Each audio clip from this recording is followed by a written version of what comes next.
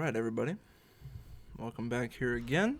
Scene 3 of Act 2. Gonna just jump right on into it. Okay, so, Scene 2 ended, let's say, intensely, right? Duncan is dead. Macbeth is overwhelmed with his guilt. Lady Macbeth is like, cool it, because you're hearing voices that aren't really there. Let's go get this blood off of our hands so that if people should wake up, we look like we've been asleep so that they don't suspect us. This is the dramatic high point of the play so far. And so it's interesting that scene 3 should open with something that is the exact opposite of that. And this is a fairly typical convention in Shakespeare's time when it came to drama, that when something really intense happens, especially in a tragedy play, that the playwright would insert a scene that essentially serves as comedic relief for the audience. And this scene, in large part, especially the first part of this scene, serves as that comedic relief for us as the audience. And so you have the porter here, who is probably played by a jester type of character that you might expect to see in an English court jester, something along those lines.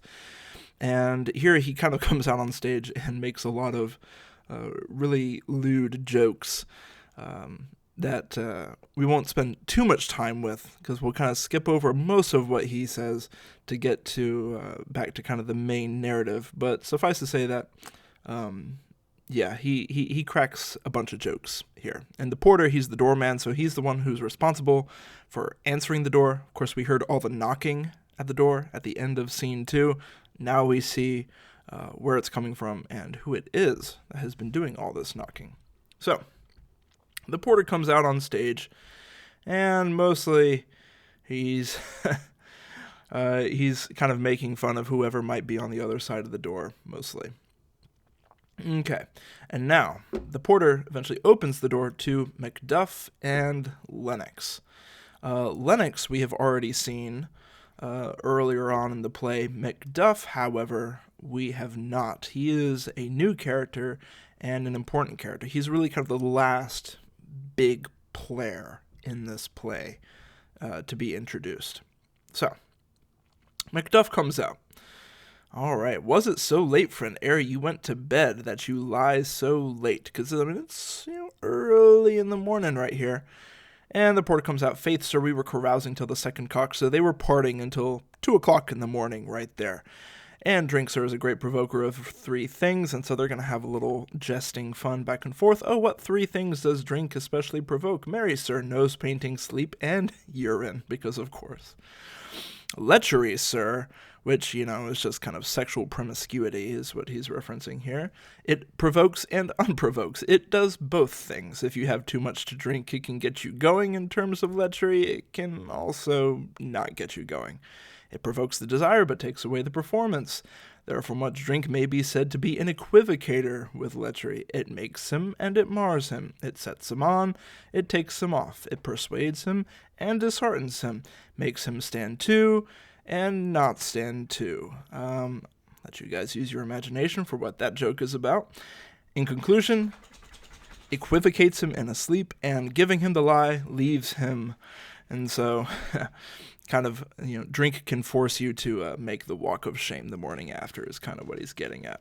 And Macduff, I believe drink gave thee the lie last night. Macduff with the sick burn right there. Ah, that it did, sir. The very throat on me. But I requited him for his lie, and I think being too strong for him, though he took up my legs sometimes, yet I made a shift to cast him. So the porter's probably referencing how, the drink got to me, but then I puked it out. So, all right, back to business. Is thy master stirring? Here comes Macbeth. Our knocking has awakened him. Here he comes. Okay, and so they exchange pleasantries right here, and so Macbeth is welcoming him into the house here. Macbeth essentially kind of leads him to Duncan's door, because if Macbeth is not going to go in there, he wants someone else to discover the body, so he lets Macduff go in. And so that's exactly what Macduff does. I'll make so bold to call, for 'tis my limited service. It's okay, I'll go wake up the king. And so he exits. And so now Lennox and Macbeth exchange a little bit of small talk, because what else can you do while you're just waiting? All right, well, is the king going hence today? Oh, yeah, he does. He did appoint, so yeah, he's leaving today. And then Lennox tells us something really interesting. Take a look at this. The night has been unruly. Where we lay, our chimneys were blown down, and, as they say, lamentings heard in the air, strange screams of death, and prophesying with accents terrible of dire combustion and confused events, new hatched the woeful time. The obscure bird clamored the livelong night. Some say the earth was feverous, and did shake. Now, let's employ our memories here a little bit and think back to when Macbeth was talking himself out of killing Duncan, there at the beginning of Scene 7 of Act 1. Remember, he's going through all the reasons why he shouldn't do it, and one of the reasons is that Duncan is such a good person. He's so noble, he's so righteous, that if he should be murdered in that most unholy of ways, that the angels would cry, and essentially nature would rip itself apart. And Lennox here is saying that that's pretty much exactly what happened. The night has been unruly. Chimneys were blown down. The wind is tearing about. Lamentings heard. Talked about the angels weeping, so heard in the air, like cries, sad laments, just being heard, strange screams of death just in the wind, probably referencing angels, though he wouldn't have known it, prophesying. And not only that, it seemed that there might have even been an earthquake. And Macbeth is like, yeah, it was a rough night. Of course, for Macbeth, he's not just talking about the weird things. Of course, his rough night was of an entirely different quality. Okay.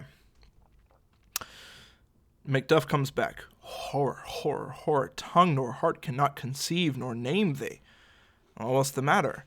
Confusion has now made his masterpiece. Most sacrilegious murder hath broke open the Lord's anointed temple and stole thence the life of the building. And so Macduff essentially just is saying Duncan's been murdered, everything's terrible, everybody needs to wake up. Hey, murder, treason, Banquo, Donalbain, Malcolm, awake, shake off this downy sleep, death's countervic, and look on death itself. And so he's waking everybody up. Bell rings, Lady Macbeth comes in. What's going on? Why are you waking everybody up? And Macduff is like, you don't even want to know. I couldn't even tell you. The repetition in a woman's ear would murder as it fell. Banquo comes in. Banquo's like, what's going on? Our royal master's murdered. What? In the house? And here, Lady Macbeth, you can see she's kind of starting to play up what she said she was going to do. What? Nobody? In my house? Oh, for heaven's sake, never. Okay. And then Macbeth is going to take his cue, because of course they're going to let up a wail and a cry, so nobody will suspect them. Now notice, Lady Macbeth plays it pretty cool, right? What, in our house? Whoa, alas. And see what Macbeth does. He kind of oversells it here. Had I but died an hour before this chance, I had lived a blessed time, for from this instant there's nothing serious in mortality, all is but toys, renown and grace is dead, the wine of life is drawn, and the mere lees is left this vault to brag of. He is going way over the top with his whole grief thing, basically saying, oh, if I just died an hour ago, I would have died a perfectly happy person, but now life has lost all meaning. There's nothing serious in mortality. All is but toys. Life is utterly meaningless now without King Duncan here. And so Donalbain comes in. Of course, that's the king's sons right here. What's amiss? And Macbeth is like, you are. And you don't know it. I know it, but you don't know it yet. The spring, the head, the fountain of your blood is stopped. The very source of it is stopped. And so they clarify right there. And now we come to this. They're asking, okay, well, who could have done this? Malcolm. By whom? And so the evidence is planted. Makes sense. Those of his royal chamber, as it seemed, had done it. Their hands and faces were all bashed with blood, so were their daggers, which unwiped we found upon their pillows. You might say it's an orgy of evidence, as the police would say. A lot of evidence, almost too much, all in one place. They stared and were distracted. No man's life was to be trusted with them, so of course the guards wake up and they have no idea what's going on. They're like, what happened here? Now Macbeth, check this out. Oh, yet I do repent me of my fury that I did kill them. Oh. So Macbeth has now killed the guards.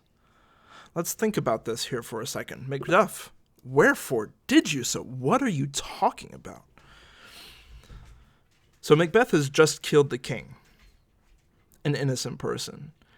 And the morning after, he's already tying up loose ends. The guards are barely awake, and the first thing that he does is goes up to them and murders them in cold blood. He's gone from murdering a king to committing double murder in the morning. And notice how he defends himself. Who can be wise, amazed, temperate, furious, loyal, neutral, all in a moment? No man, the expedition of my violent love outrun the pause or reason. I was just so overwhelmed I couldn't help myself. Here lay Duncan, his silver skin laced with his golden blood, and his gashed stabs looked like a breach in nature for ruin's wasteful entrance. There, the murderers, steeped in the colors of their trade, their daggers unmanly breached with gore. Who could refrain that had a heart to love, and in that heart courage to make loves known? I saw them. They were covered in blood. I knew they did it, and I was just so overwhelmed because I loved Duncan so much that, who wouldn't kill them? I had to make my love for him known, so of course I killed them. And Lady Macbeth, help me hence, ho, she faints here, is often how it's performed, which is an interesting thing because you'll see this performed a few different ways. On the one hand, you might see Lady Macbeth, just kind of faint in her own sort of following up with, it's so terrible, Duncan's dead. But at the same time, though, this is her same husband who is wearing a heart too white, who is too full of the milk of human kindness, who has now just murdered two innocent people. That wasn't part of the plan. The plan was just to blame them, not to kill them.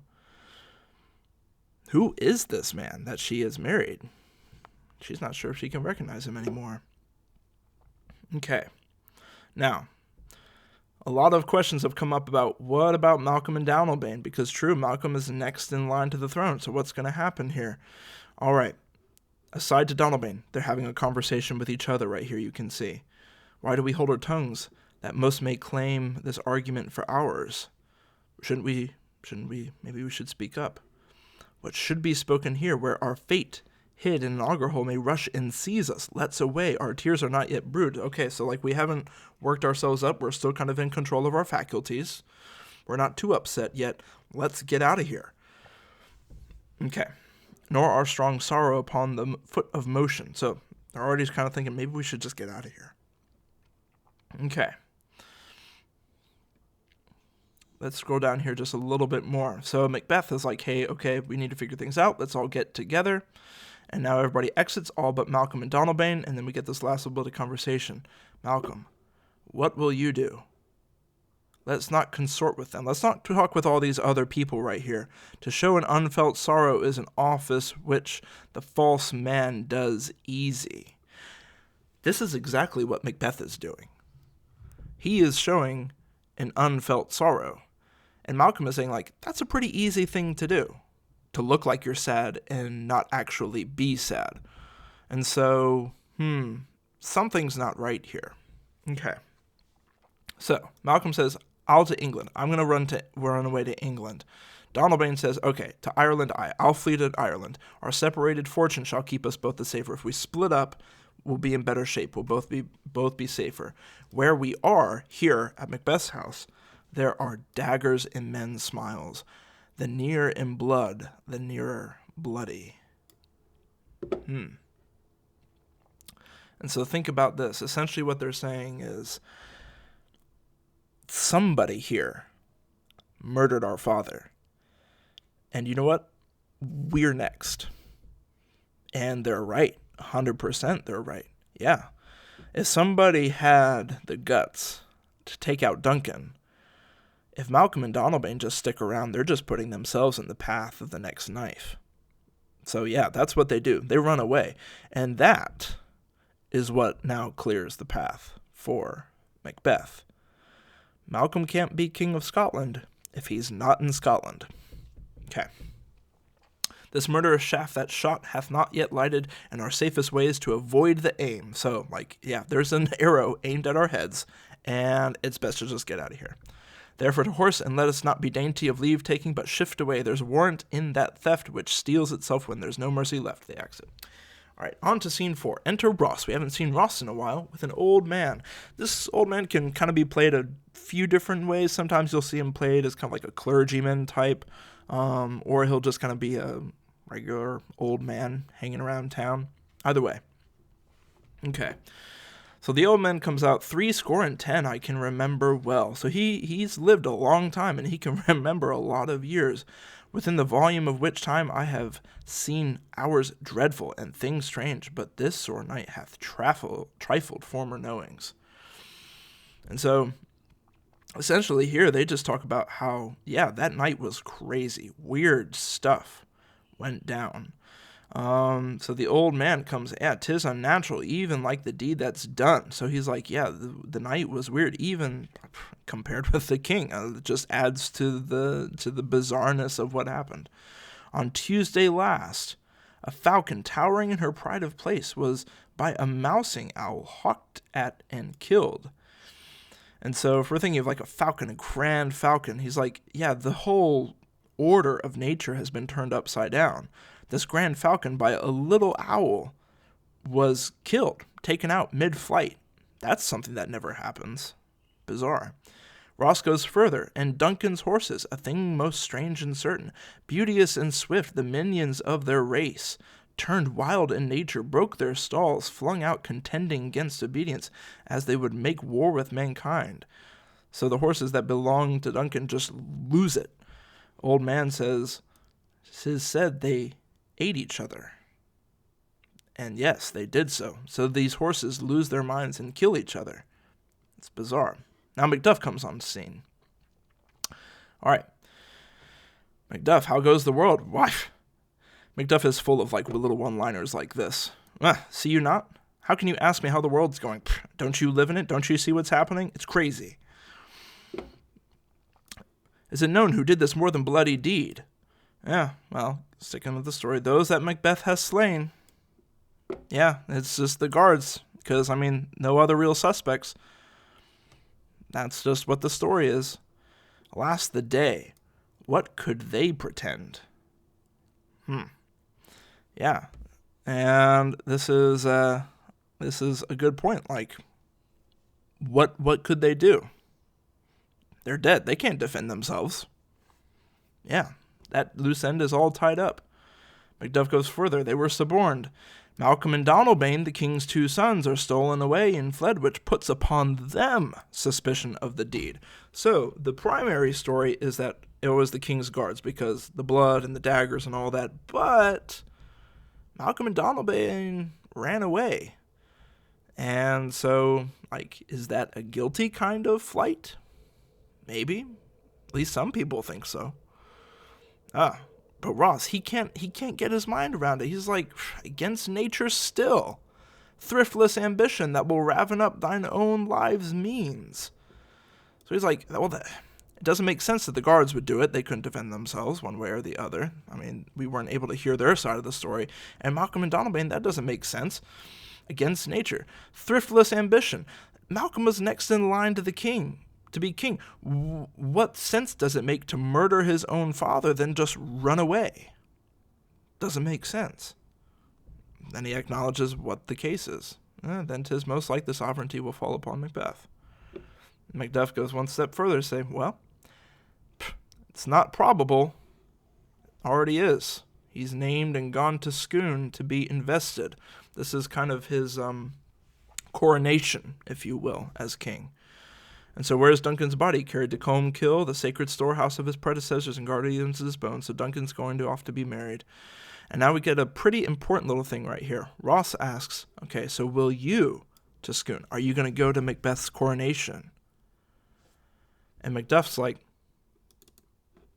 no, cousin, out to Fife. Fife is where Macduff is from. He's the Thane of Fife. So he's like, no, I'm not going to go there. I'm going home. Well, Ross is like, well, I'll go. Okay, well, may you see things done there well. Adieu. Let's our old rube sit easier than our new. And so think about this. Macduff is suspicious. We get that already. And that, of course, if a new king is being coronated, the expectation is that the Thanes, who are supposed to be loyal to him, would show up to see him crowned and officially invested as king. And so Ross is like, well, yeah, I'm going. Are you going? And Macduff's like, nah, I'll pass. Now you can think about it. As King Macbeth is going to be trying to consolidate his power, make sure everybody's on his side, we can make a little prediction about how that's going to go over with him. Okay, and our last little bit right here. Ross, farewell, father, and the old man gets the last line here. God's benison go with you and with those that would make good of bad and friends of foes. All right, and that brings us to the end of Act 2. So we'll pick up with Act 3 later on. Take care, everybody.